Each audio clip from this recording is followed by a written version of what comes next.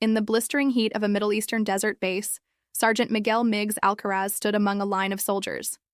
He was the only Filipino in the multinational joint training camp, sent there under a peacekeeping program. He was shorter, quieter, his accent thick. He was surrounded by taller, louder, and more confident men from the United States Army. When he spoke, they smirked. "Hey, Philippines," one American shouted across the training ground. "You here to cook or fight?"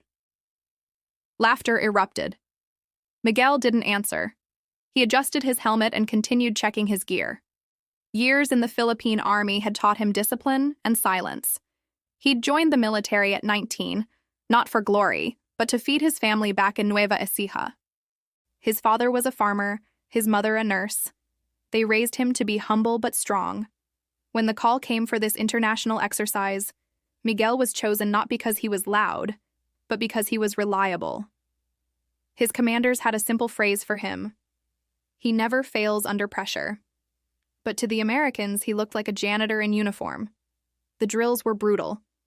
Endurance runs in 40 °C heat, live fire exercises, tactical rescues in mock urban setups. Miguel did his work silently, always finishing his tasks with absolute precision, faster, cleaner, and smarter than most. But he never boasted. He didn't need to.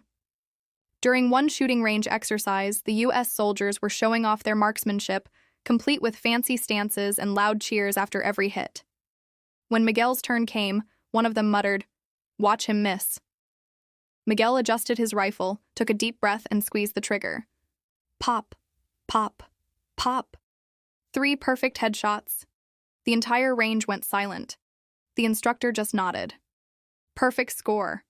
Miguel simply acknowledged the score and moved on, leaving behind a crowd of stunned faces and an awkward silence. But arrogance dies slowly, especially in groups. The teasing continued. They called him Rice Boy, Mail Order Marine, and Banana Republic. They mocked his accent, his rice cooker in the barracks, and the tiny Philippine flag on his shoulder. But everything was about to change one night.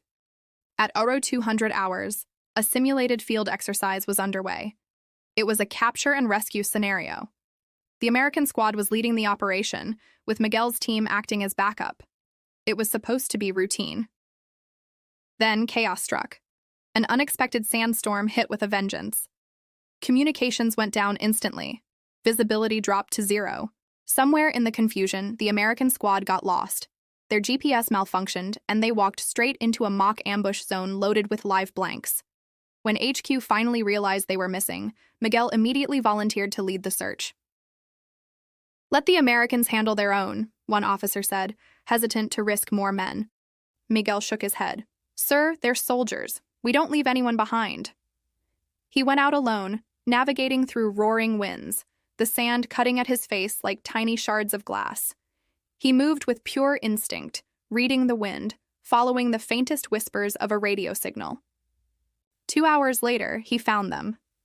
They were huddled together, completely disoriented, half buried by the shifting sand, their advanced equipment useless. One of them was injured. "Holy crap, it's the Filipino!" one of them gasped. Miguel ignored it.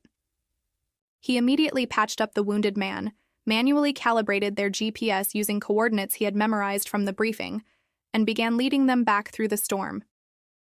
It was step by step, with no visibility, powered only by guts and training. When they finally stumbled back into camp, covered in sand and exhaustion, the American captain grabbed Miguel's hand. "You saved our lives." Miguel just replied, "We're soldiers. That's what we do." Word spread like wildfire. The man they had all mocked, the quiet Filipino, had done what no one else could. A week later, during a live combat simulation between the international teams, the Americans insisted that Miguel join them. "We need your eyes," their leader said. In that exercise, he led them through complex stealth maneuvers, improvising traps and diversions that completely neutralized an enemy force 3 times their size. By the end, his squad had won. The first time an Allied unit had ever beaten the U.S. team in years. When the results were announced, the same men who had once laughed at him stood up and clapped. During the closing ceremony, the U.S. commander personally handed Miguel a plaque. The inscription read, "For courage, leadership, and tactical brilliance." The crowd applauded, the flags of multiple nations waving behind them. Miguel looked down at the plaque, emotion tightening his chest. He didn't cry, soldiers rarely do. But inside, he thought of home. He thought of his father who taught him to aim steady, his mother who prayed for him every single night, and his country, which was so often underestimated, just like him. After the ceremony, one of the American soldiers approached him. It was the loudest one from the very first day. "Hey, Miguel," he started. "I was wrong about you, man. You're a hell of a soldier." Miguel finally smiled. "I've always been one, brother. You just didn't see it." Months later, a U.S. Army documentary titled Allied Valor: Unsung Heroes of the Pacific featured his story. His calm voice narrated over footage of drills and storms. Bravery isn't about medals or ranks. It's about doing the right thing, even when no one's watching. The video went viral in both the United States and the Philippines. Back home, schools replayed it during flag ceremonies. His mother watched from their small house, her eyes glistening with pride. And somewhere in Los Angeles, one of those American soldiers showed the video to his friends and said, "That man, he's the bravest soldier I've ever met." Thank you so much for watching.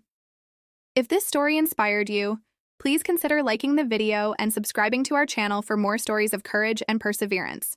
We'll see you in the next one.